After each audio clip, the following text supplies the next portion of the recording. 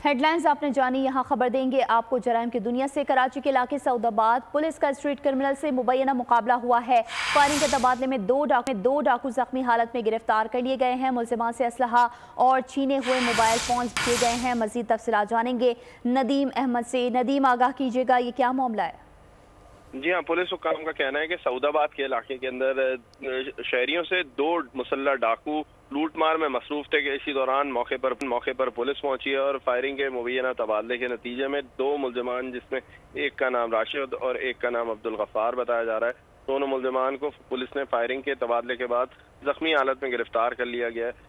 और इन दोनों जख्मी मुलजिमान के कब्जे से पुलिस ने एक मसरूका मोटरसाइकिल, 2 अदद पिस्तौल और छीने हुए मोबाइल फोन और नकद रकम बरामद करने का दावा किया है। जी ठीक है, मुलजिमान से असलहा और छीने हुए मोबाइल फोन्स बरामद किए गए हैं। नदीम अहमद हमें तफसीलात से आगाह कर रहे थे, आपका बहुत शुक्रिया। सब्सक्राइब करें और बेल दबाएं ताकि कोई खबर रह न जाए।